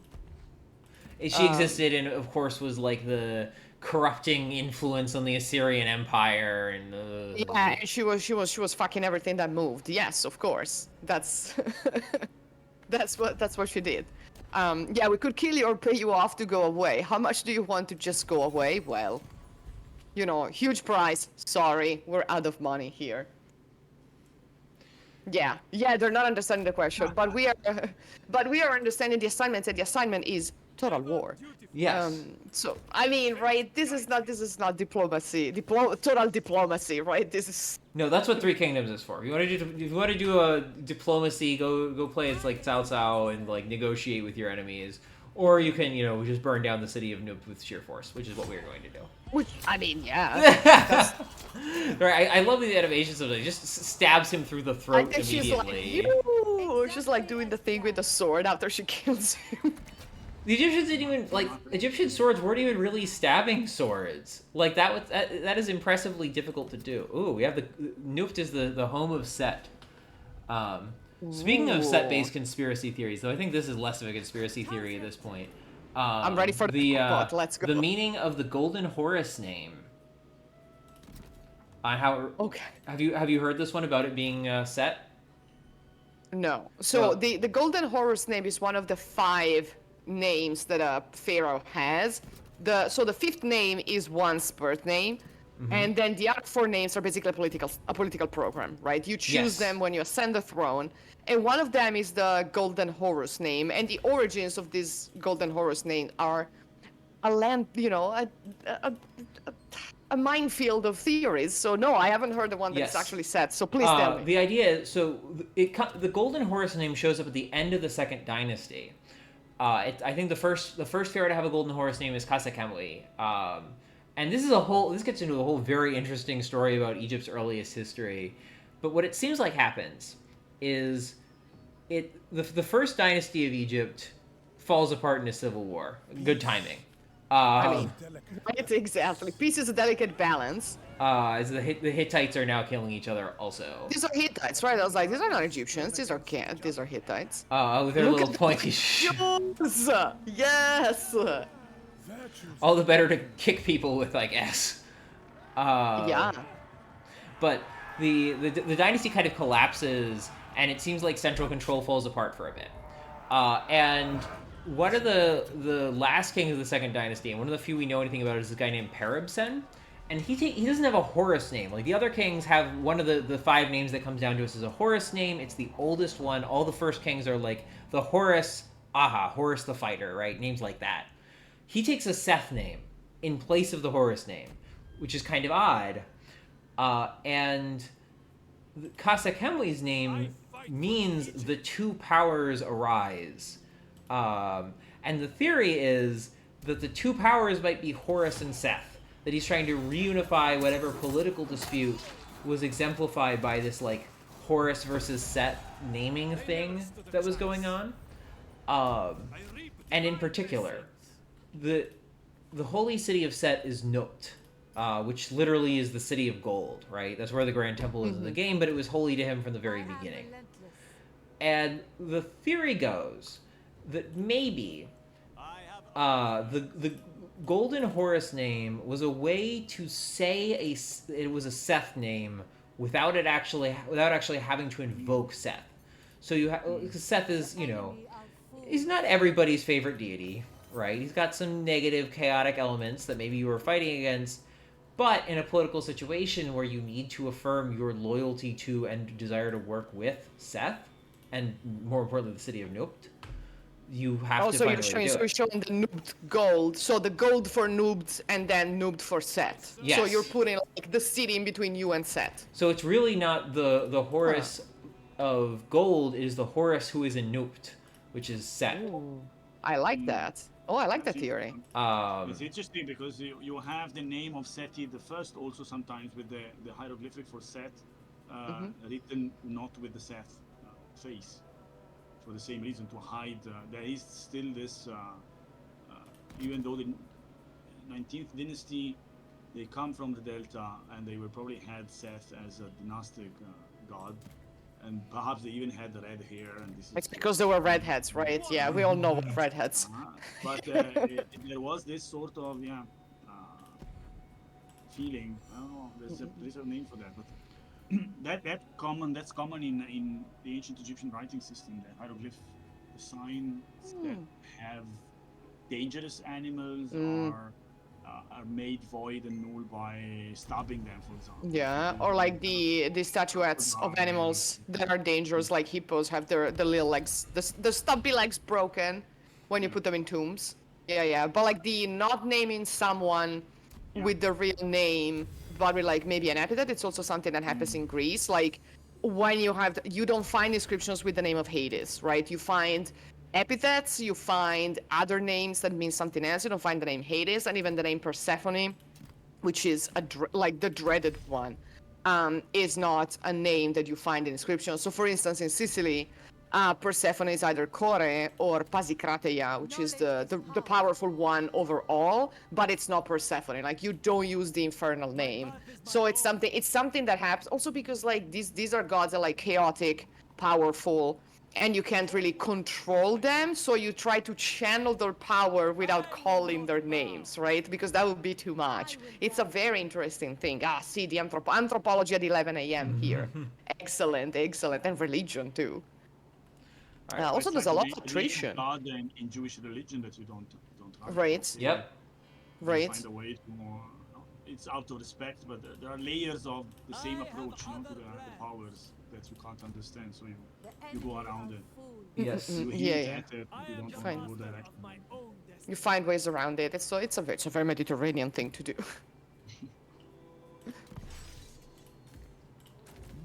Jim, I can hang on here, I think. Yeah, so this is another, it seems like Noopt has also thrown in their hat in the ring, because you can see the fake Pharaoh here, as opposed to a very real Pharaoh. Heading to Nakarua, and they have a whole bunch of little armies running around. I'm going to try and bait them into fighting us, because I'd like to just take them all out. Coming from the red. But yes, It's a highly populated eastern desert, and so many things. Also, my pronunciation of Greek, thank you. It's because I'm Italian, so all the hearts are rolling. We should consider which who we're going to Who do devote. I think we should probably just give it to Talzret, give her the extra morale and influence and all this other stuff. Yeah. It makes sense. Although it would make more sense to devote her to a moon if we have the moon, because she's the god's wife of a moon. We can give her to a moon. We can get, because we have the Grand Temple, so we can get a moon in and devote her if we want that. But is a moon good for our economy? Because now Amun is not an question. economy god. I don't. In this economy. No, the best economy ones. Thoth is great for that, and Osiris is a good economy god, and also Ta.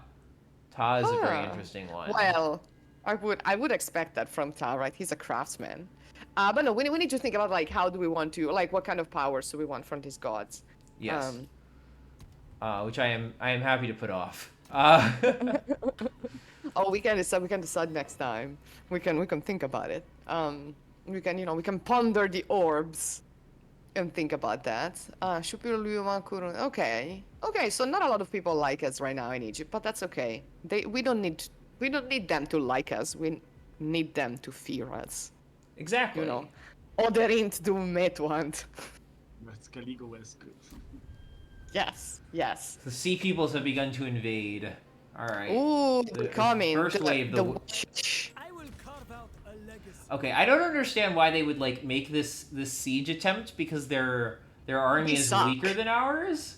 These are tier 1 Nubian like clubmen. These are like guys that they took off the street and handed clubs to, and they have decided to attack a city with it. They lose It's immediately. the typical raiding from the Medjay and the people of the West. They would do that in time of war. They would seize the opportunity and go raid and try to.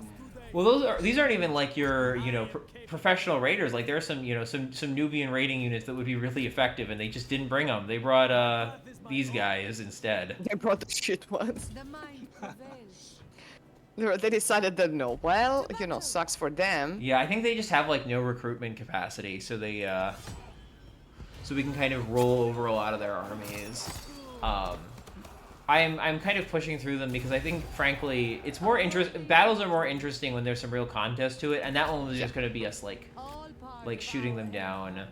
Yeah, and killing them. So we took another sacred land. That's great. I mean, most of Egypt is sacred land. Like, Yes. can we just say so that? Egyptian sacred land means like stuff that we consider properly part of Egypt. Let me see if it actually will come up. Like the core provinces in Europa Universalis. Yes. You can take without losing legitimacy and stuff. Where I is think it? you can. It's in the screen with the Victoria conditions. Yep, Oh, that's yeah. it. So like you can see all these regions in Egypt. So yeah, everything in Egypt and a lot of Nubia also.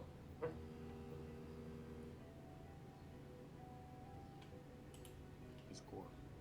Yeah. And then there's the bows. That's the 9 bows. And then there's the others. Yes. All right. Okay, yeah, and the sea people are invading. So there's I finally got into. So if you survive until turn 140, there are no more sea people. They just leave.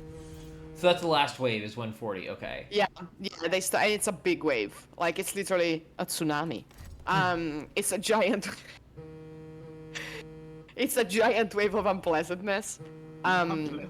Unpleasantness. They're just vaguely unpleasant. And the Shekelish are there, so I'm pleased. But you know The that- you know that- ancestors. Ooh, Ramses has that become one- vizier. Good for him. You have Oh, a dude. talent for Sorry, Daniela, you were saying? You know that one of the consultants for the game is Eric Klein. Yes, we actually asked him if he wanted to join us, and he said that he wants to play the game first. So but he has to wait for the game to come out for Mac, because he's a Mac user. I know, boo. Yes, his loss. But You he's know. the right person. I mean, I'm happy that they chose him because he's one of the leading experts. He's one of the Yes. leading experts who's also good at popularizing things. So Yes. he's the right person to talk to. Absolutely. If you ask the expert and he's too into the academic thinking and is not really able to translate this into things that people can understand, it's just not working. But he's the right person. He wrote books that are highly successful. Hmm. You've got the academic solidity and the ability to speak to people, and this is good because then they probably built a very good game. Yeah. No, they really they seem to have listened. Determine all things. Cheers. Waves from the sea. What is It's this? not a pun. My strategy was I mean, yeah, it's like, and actually, if you get there, you have like the scene on the beach with all the shipwrecks and everything else, and the voice of Ramesses, because I was playing with Ramesses. I don't know if it changes if you play with Uzret. Saying, "Oh, Seth closed the door, and there were no more waves." Like, okay, it was like, no, sorry. Like I visualized Seth as like a bouncer. It's like, no, sorry, you're not even allowed here. Sorry, Ooh. sir. Gonna need an ID for this. You can't come in here. Sorry, Alright. you're not civilized enough to be with us. Commando Which is is something Egyptians would have said. You're not on the guest list. You're not on the guest list. Sorry. We just want Libyans and Kushites, but sea people. Sorry, we can't. We can't do. all right. So these guys are laying siege to Abydos, so we're gonna make peace with them now, so they go away. Oh yeah, exactly. I don't know why they would choose to go away while laying siege and pay us money, But you know, I'm not going to stop them. No, we're not going to question that. They're gonna, they can do whatever they want. We love that for them. Yep. We're Yeah, big fans. You know, goodbye forever. Yeah, exactly. Compare that. So Kate, are we building today on what you played last time? It's the same. Yes. Yes, yeah, it's the same campaign. So, and it's gonna continue in the future. Yes. That's good. So this campaign is going on, until we win, basically. So for now, we've planned to go on until basically mid-December. Our last episode should be December 16th. Yeah, we got time. We got time. 140. You need to get 140 victory points is a lot of points. Yes. So you gotta go. And we actually have a full schedule with a bunch of experts. Like every day until December 16th, we have new people coming in. Daniele, you're always welcome to join us. We'll just need to arrange the windows somehow. I can be in the classroom if it's. Oh yeah, please troll the chat. Yeah. Last time we were also joined by the cat himself, Muwatali. So he showed his royal face, his fluffy little face. So we are hoping that every guest brings a pet. Yeah, well, I'm like that. I don't know. See, I knew. He's gonna come back with a cat. Oh, good. Good. Let My me blade fetch is the cat. keen. Yes, I will. It is I will not take cat money. time. Thank you. Yeah, take the money, take the coin. I unless I have a really specific plan, I basically always end up taking the money because it's money. You know. It's money. I mean, what are we doing? Well, it's not really money. It's gold, but it is money, right? Always be This is not a money economy. This economy, money in this economy, not yet, not yet.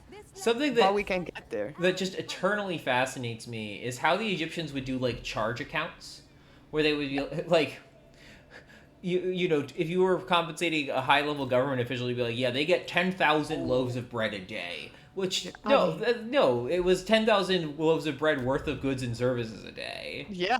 Oh, we have a kitty. Hello, kitty. Oh. Well, let me minimize the game briefly so I can look at the cat. Oh, that's very good. Oh, he's a pretty cat. Oh, he's an orange. It's an orange cat. And it's very cotton. Put them It's to not work. nice. It's not an ass. Oh. What's the name? What's the name of this creature? This is my daughter called him Nuggets. Oh, nuggets. Because yeah, he's a well-cooked nugget. He's a chicken. Is he the one who fell from the sky? No. No. My knowledge because- expands. This guy is now 11 years old. Jesus. This is just 5 months and a half. He's a baby. He's a baby. Yeah. A generational change here for pets. We had a few losses at the beginning of the year, and now we're higher. Not- There's a few new. Now the new generation is coming in, Yeah. including a cat that fell from the sky, because that's what happens in Egypt. They just fall out of the sky on you. Yeah. Yeah. Yeah. Sometimes, sometimes it This is happens. This is something Herodotus or Pliny would say. In Egypt, cats. In Egypt, cats fall from the sky, and everyone would be like, "Oh, of course, he's listening to the priest. They're taking the piss at him." But they actually do. They actually do. It actually happens. Um. I reap divine blessings. I would also like to point out that the developers included crocodiles and hippos in this game. If you go like around the Nile, you can see the animals. Yes, yeah. Yeah. Here are some hippos. Oh, Yes. yeah. And crocodiles on the other side. Yes. Yeah. The crocs. Yeah, look at them. See, it's beautiful. You can't kill them. You can't zap them like we did in Age of Mythology. But they're there. They go around. Actually, like this game is making me want to replay Assassin's Creed Origins yet again. It's Yeah. I know, I miss it. Sometimes I find myself missing it so much. I'm playing Unity now, and you come to my mind every now and then. We used to play together. Oh yeah, we used to do the co-op and yell it at Arno, fucking monkey, For the gods. Oh, this is our dude, This is Jejemai, one of the. Jejemai. Oh, Yes, he's wearing a nice armor. Yes, I've got him in the medium armor, the heavy shield, and the spear. So this is a He very also has a tanky. wife. Hmm? He also has a wife. Oh my god, read the description of the lettuce ancillary. Oh, the lettuce.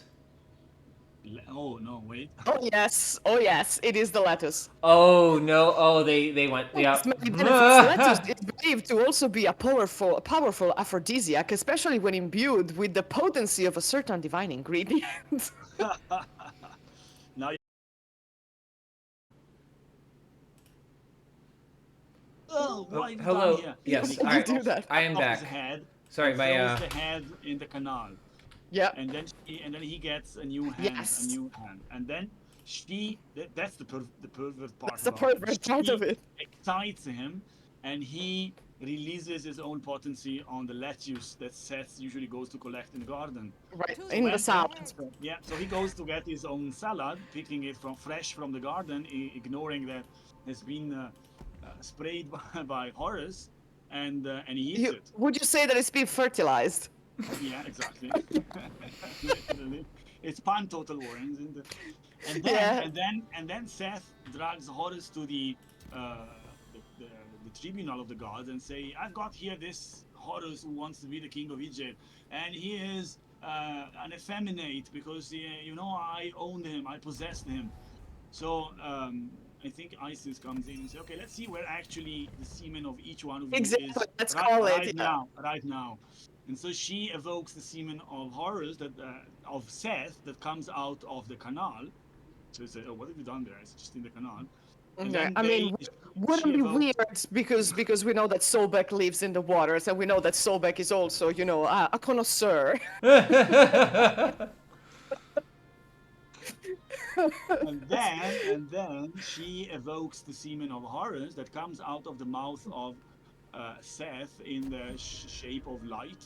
And Like a so, sun disk comes out. blind Yeah, to so nothing. it's exposed. Yeah, he's actually the one who got possessed, even though not really physically. Yeah. Yeah. The So yes, the lettuce has become every now Yeah. and then lettuce has lettuce comes up. Yeah. in popular So culture. In popular culture, actually. yeah, there are some great memes, including Seth with the salad saying, "Are you serious? Right in my salad? Yes." And there are, saucier ones. But yeah, so that's the story of the letters. Actually, if you read like the traits of the chicken salad, if you read the description of all the ancillaries, like they had fun with that, which is something we hadn't seen since. I don't remember if the ancillaries had fun descriptions in Rome too. Sometimes I- yes. And Attila sometimes. I remember Medieval 2 was a mess. Like I loved all of that. It was that's where the devs have a lot of fun. Let us move past this topic. Yes, thank you. Queen. I mean, I knew it would come out sooner or later, so might as well. Yeah, come out. Yeah, exactly. Right. Nobody's going to eat salad today. Letters, no. Learning is power. Uh, I know this land.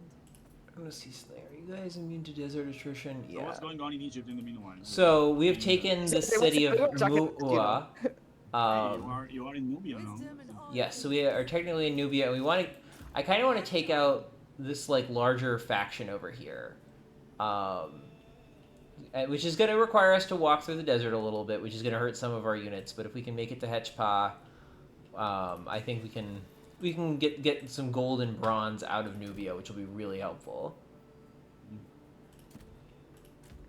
Bronze. Warrior of And then Jejemai can go back home again because we keep using him for that. for Pharaoh's glory. Settle in, men. And we have our court action.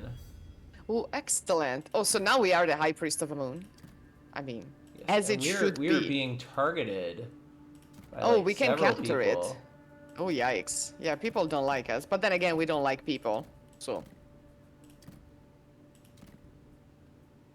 But we can ask for elite warriors We can. and assets. I with a fellow Egyptian.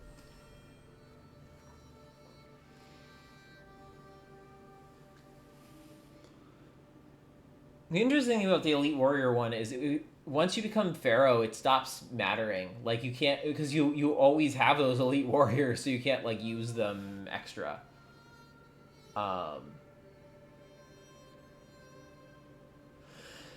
Excuse me.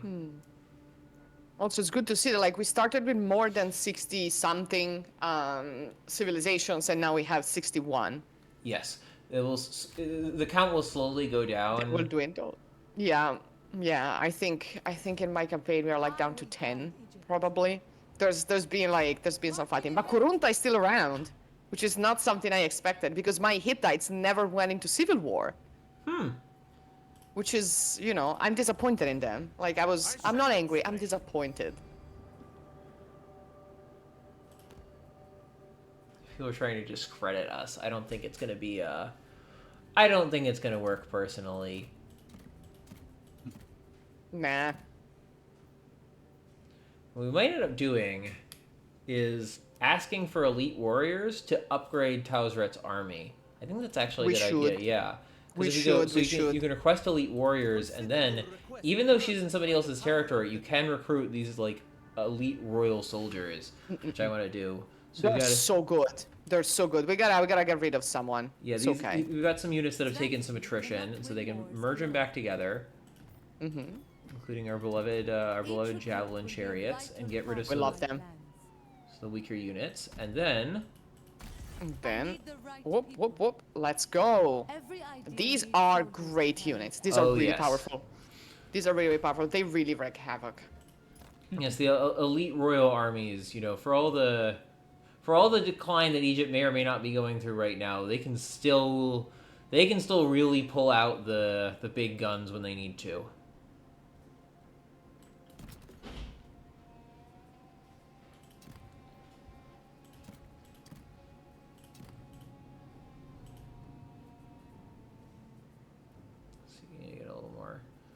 More stuff constructed. I think really this place needs a happiness building is what it needs.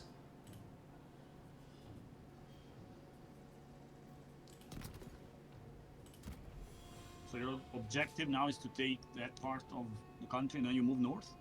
Yes, I think that's going to be the general idea. I mean, we want to unify as much of Egypt as possible, but right now we're kind of bottlenecked on bronze a little bit. Bronze is hard to come by if you're just controlling all these like big Egyptian cities, because unsurprisingly, you get lots of food, and not nearly as much not food as you would want. So if you want to have like a balanced economy, you end up really needing to take these like deserty regions.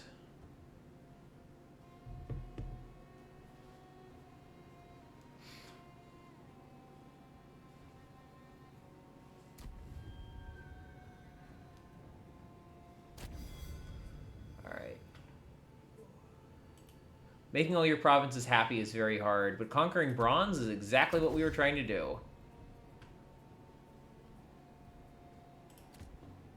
The gods will Do decide that. my fate. 2 steps ahead, as you were. Surround the walls. So it would be hard to attack this place, but I think we're in a good enough position to just sit and wait They will for a little not while, until they just give in to us. Were you? My will Say what is on your mind. absolute. Yeah, you also want to make peace? Great. I have very little interest in being invaded.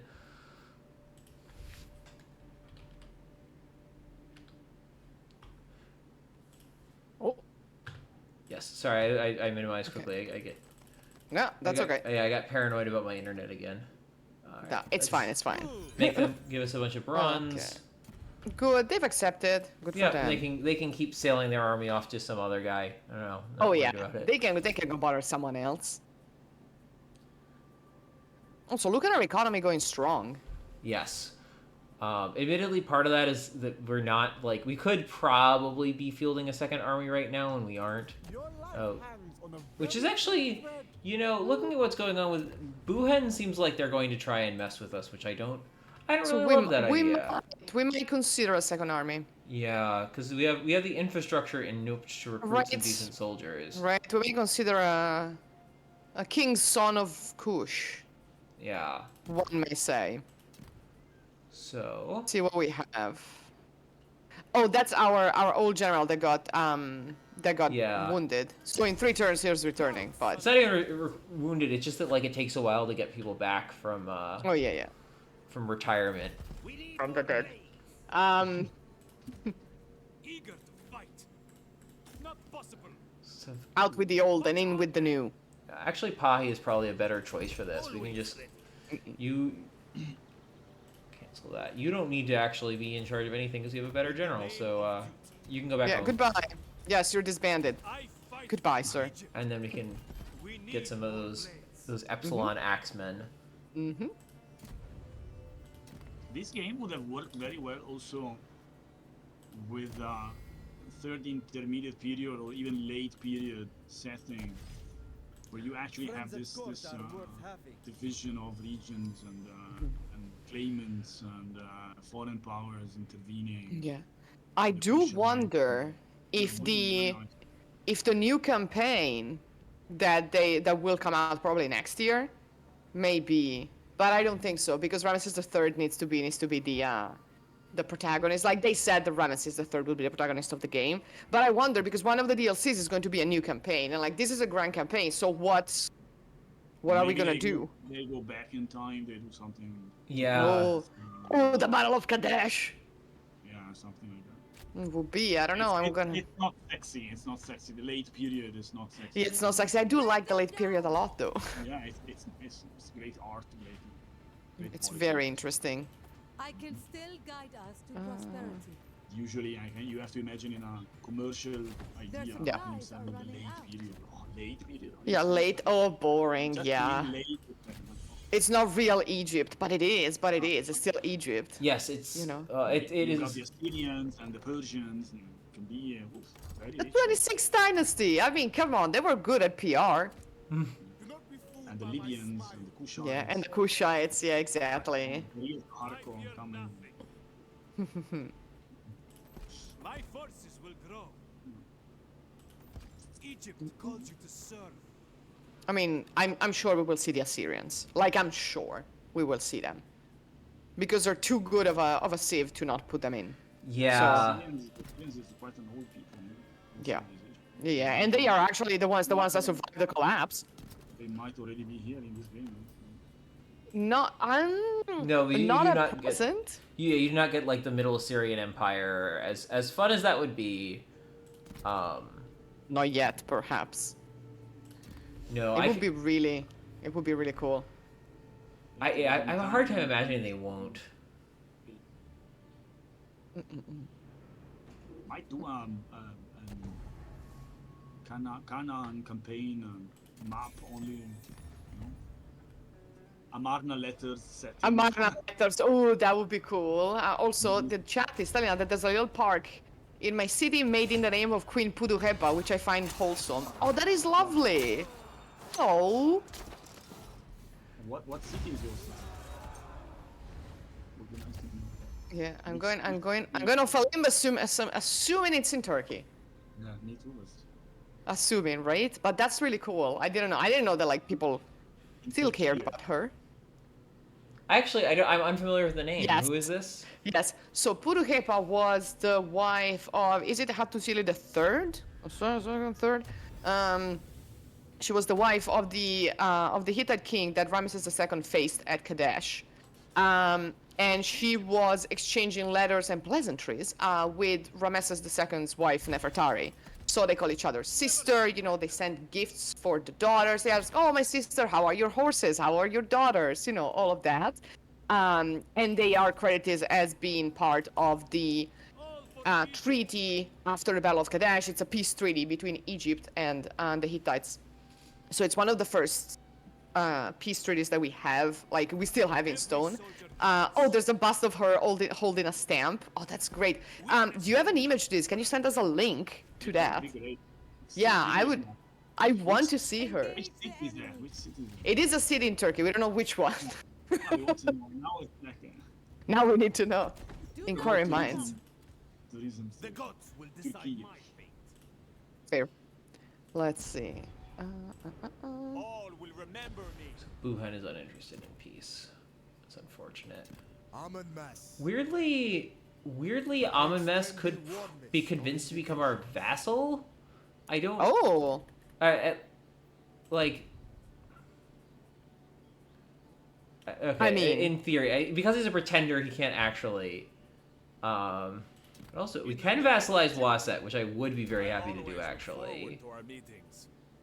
I'd be happy for for any of those to become our Yeah. vassals. It's just you have to wait until after the Civil War. You can't vassalize a pretender during the war, apparently. Boo, boo. Was it a pretender? What the fuck are they pretending? Yeah, they it made sense when they actually like control Thebes, and right now they really don't control anything at all. Oh, right. Oh, I see. Oh, we have the bust in the chat. There's a link. Yeah, yeah, yeah. Oh wow. Oh, she's holding the Hittites there. Oh, that's great. Oh my God, I'm so happy that she celebrated. She deserves it. Yeah, very nice. I like it. She absolutely deserves that. I mean, I think Egypt should consider dedicating something to Queen Ahotep. Speaking of queens, everyone's grandma, everyone's angry grandma. Oh yes, Would be. did you read that recent volume that came out on Ahotep? I haven't had the time to read a lot of things. Wait, from the chat, is Kadesh the first written treaty? I think it's the first written treaty of which we have record, and for whose text we have. But I don't know if it is like absolute or if it is for the Mediterranean region, because I don't know what's going on in Eastern Asia at the time. Writing think it's- only develops in East Asia around the time of the Battle of Kadesh, and that's all oracle texts. So Perfect. it is, yeah. So it's possible that it's the first written treaty that we have. It is. We actually have. It is the first written peace treaty where we have both sides. Yes. There are earlier treaties, but it's always the victor being like, "I imposed these terms upon my enemies." Yes, but this one is actually legit. Let's see, where is the chaff now? My God. Okay, I found it. Find this video because it actually is. Yeah, I'm finding it. So this is an image of the Hittite sides of the city of the Treaty of Kadesh, and of course the Egyptian one is on the walls. The walls of everything that Ramses ever built. Yes. Yes. Yeah, we have several, and the text is also around here. Okay, I'll just send in the wiki page if people are interested in ancient peace treaties, and of course, aha. There we go. Okay, so this is a big battle. Yes. Ooh, different terrain. Yes, we Oh, I are like in this. we are in the cliffs of northeastern Nubia right now, and this is I think the last big battle we're going to do for this stream, because I have to head out around noon, but No problem. we are dealing with a huge amount of Nubian militia basically coming at us from Nupt. Oh, and we're gonna see our elite troops finally. Yes, and including these wonderful elite royal Egyptian chariots to join Tauzeret's elite royal Egyptian chariots. Finally. Charioteer, go! To new ground. And these are Nubian soldiers, so both historically and in the game, they are really good archers. Their infantry tends not to be as powerful. I found that some of the higher level Nubian infantry, like these Kushite spears, are pretty good at defense, but their damage output is it's just not around. Like, there isn't much at all. So they're just kind of trying to hold a line and shoot you is kind of their strategy. Watch for people coming from behind the hidden. Yes. Oh, I have my troops. I don't know if you can see in kind of an L shape, because you always have to anticipate that they're going to try something like that. Something funny. It must be very tired. Right. Lead positioning.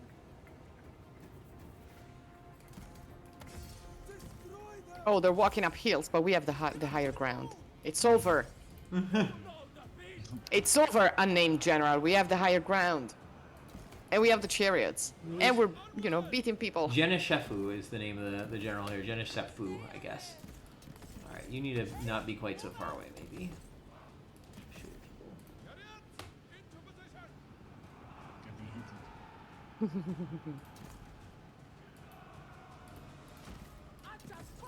It's pretty nice.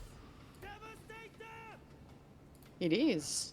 It is. It is different from Thebes and different from other places. Yes. I can't wait until we start fighting in the in the delta to see the different terrain. Oh yeah, that's gonna be radically different. It's gonna be the marshes, and you're gonna have to deal with like not getting your troops stuck in the mud. Yeah, which with chariots may be a challenge. Yep. Is there anything like the high flood?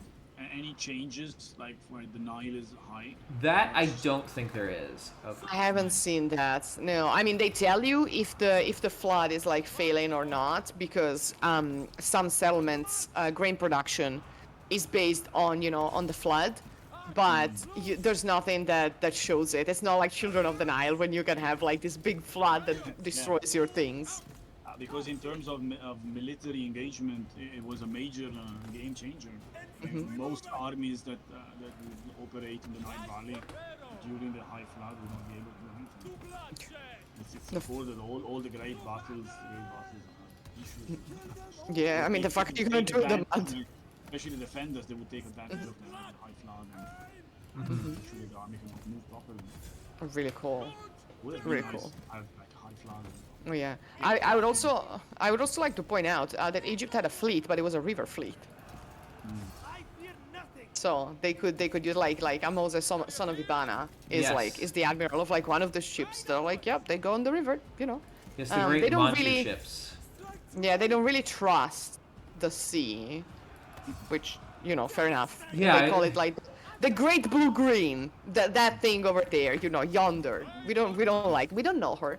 Yeah, I mean the one great Egyptian story about the sea is about a guy's boat collapsing and his whole every one of his crewmen dies. Exactly. I mean, to be fair, like the pros and cons of like the sea versus the rivers, the sea is bigger and more dangerous, but there are no hippos or crocodiles. Yeah, Consider. Though I do wonder if the Egyptians were very anxious that they might run into one, even though they weren't actually there, considering how heavy they seem to weigh in their mind. What if there are bigger hippos and bigger crocodiles? Bigger water, Yes. Who the fuck knows? Very reasonable fear, I think, honestly. Yeah, I think so. I mean, if they ever saw a whale, I think Oh, they would have been... they would assume the whale was going to eat them. Yeah, or like it was a big hippo, which is not completely wrong because they are related. Yeah, no, actually, yeah. They're very closely related. Yeah. But one is the devil and the other one is a beautiful animal that needs to be protected. Yes. So, Are you still following the baby hippo in the zoo? of course, I still follow it. Yeah. The baby hippo in Cincinnati Zoo is now more than 700 pounds. His name is Fritz. He's a rambunctious baby. He's going to be a problem when he grows up because he has a temper. And now that he's small and teeny and he still doesn't have teeth, it's fine and it's cute. Once he starts being big and has tusks, Oh yes, He's a hippos are firecracker. terrifying animals. They are. I think- As our historical audience will know, we have beef with hippos in this this channel. We don't trust them. It's only fitting. Yes. I mean, the Egyptians also didn't trust hippos. No, Rightfully. they had all sorts of deities that were like protective deities that were hippos because hippos are so scary that you need them to if you need to scare off the demons, you want a hippo. Yeah, especially if it's a pregnant hippo with a wig and knives, Yes. which is very, very effective. Like, how do we protect pregnant women? Well, And lion, it also has lion pose, no? yeah. Yes, they just combined every scary animal they could think of together. Yeah. Or you have a drunken dwarf dancing around with Yes. a mace. Either or, right? The two most terrifying things in the world: a hippo lion and Tambourine. a short guy. Yeah, and in some versions they're a couple, which is great. We love that. Yeah. Well, you want to talk about physical differentiation in a couple? Like, you got one who's a 10 feet tall and weighs 300 pounds or 3 tons rather, really, Yeah. and the other one is just a tiny little guy. Yeah, he's like 3 foot tall, but he has the right attitude. Yes, exactly. Right, it's the attitude that counts. Also in the chat, they tell a shout out to the Americans who thought importing hippos to have literal beef would be a good idea. Yeah, no. Oh, I didn't even, I had vaguely heard about that, but I had forgotten that was something that happened. What a Yeah, in the history of bad ideas, that's a really bad idea. That's incredibly bad. I mean, let us also mention the coke hippos while we're at it. You know, they are now rampaging in Colombia. So, yeah, you know they're. You don't I'm want sorry, to import coke the hippos. hippos? Yeah. So long story short, a famous cartel drug lord imported hippos for for his own personal, let's call it a zoo, but it's not a zoo, it's a serrallo. And the hippos, multiplicated, and they're still there. And I mean, yeah, Pablo Escobar, exactly. Yeah. And you know, Just any drug lord. not just any drug lord, like the most infamous of the drug lords. But the hippos are still there, and like, yeah, the hippos got out when he got busted, and it's not like you can easily kill them because they're very big and very very resilient, also to bullets. So yeah, they're still there, and now people are trying to figure out how to live with the hippos because you can't transport them. Like, what are you gonna do? Put them in bring them up with a helicopter? People protest because there's hippos and they're dangerous because hippos are fucking big, terrible animals. No, they protest to save them, but like, I think we should save the people from the hippos. I mean, it's not fair to the hippos to be there, but like, it will require so much money to move them around. Yes. It's like they're big, like they're bigger than you think when you see them in person, and they're more ferocious than you think. Yes, and they're trying. Yes, thank you. They are trying to sterilize them right now, which is a slightly better option. Although I wouldn't want to be the person who has to do that. Like, yeah, you need to go perform surgery on these wild hippos. Like, yeah, well, because actually, they tried. So in Cincinnati Zoo, they tried to give them the pill, right? And that's how they got baby Fritz, because the pill the pill did not work. So everyone was on birth control, and it did not work. So you really gotta do the snip, which is something, I guess. So hippo gynecologist is not a job that I realized somebody could have, but good for them, I guess. And yet, no. Sometimes you need to. The specific. Sometimes you need to do that. Pharmaceutical formulation for. It's a very specific thing. It's like, how do you? Well, I mean, if it's surgery, it's like the same. Yeah. Kind of, surgery, especially for males. But for like a pill, like you have to come up with like the exact blend of hormones, right? It's tough enough for people, Yes. Yeah. Exactly, and like side effects. I mean, yeah, no, it's a fascinating thing. I think that like for wild animals, the idea is to go in surgically. So instead of trying to give them hormones, in zoos it depends. Some procedures may or may not be reversible. So I'm like just much like in humans, mostly males, not for females. It's a fascinating thing. I was actually reading. I went into a deep dive, and I actually read a whole paper on how to perform surgery on sea otters in captivity. Yeah. It's a new technique, and everyone was very excited about it. I follow quite a few marine mammal biologists, and they're like, "Oh, this new technique, incredible!" I was like, "Yeah, I don't know shit about this. I gotta read it." So It's so fun when you get the chance to read up on really deep academic stuff on something you don't specialize in. You're like, neat. I have no background for this. Like, I always get fascinated by like reading the Wikipedia pages about like worms. I'm like, oh, I didn't know you could actually know that much about like flatworms. No, exactly. I mean, I didn't know that leeches are still used in medicine, so there is that. Yeah, that's cool. Yeah, they still use them. I asked my wife if they give them little tags when they're working in the hospital. Yeah. And I got a nasty look. I was like, no. All right. When they're done, we throw them in the trash. I was like, okay. Look at the number of killed and the amount of damage. That is what the elite charioteers can do. Holy shit. And the elite archers too. The elite swordsmen did not equip themselves as well, but that's one of the weaknesses for like high level armor units like this is these like clubmen but they the charioteers did amazingly. Tausret did They a great job smashed also it. herself. Great. I mean, yeah, they can call it a admin victory, but we got what we wanted. Yes. So we have now defeated that very large Nubian army, and we are about to take control of northeast Nubia. The game doesn't really give like the Nubian regions more specific names, which I think is a bit of a shame. And because we could at least do some reconstruction of it. I know that there's difficulties, but we could do some. But yes, so apparently there are no less than 3 journals dedicated solely to potatoes. Please give us the time. We need that while Tawazret just bludgeons people and then laughs at them. Yeah, I think that was a little rude of her, frankly. Yeah, I was like laughing at them, just like, haha, loser. I will Die. protect Egypt in any way possible. All right, so I think we're gonna have to end things here.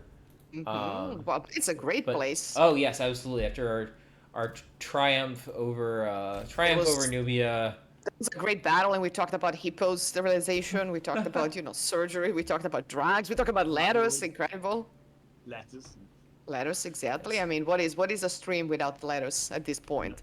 And the cat. Yeah, the cat. All right, well, And the cat. We had one of the cats, which is great. So, yeah. No, so thank you everyone for joining us. Thank you, Daniele, for joining us. You are welcome to pop up like in video or in the chat whenever you want. You know that. Thank you very much. So we will love to have you back with more cats next time. So you will find us again at 10 a.m. East Coast time next Saturday. We will be continuing this campaign. I don't remember off the top of my head who the guest is going to be, but we're gonna have someone else as well. Brianna will be back.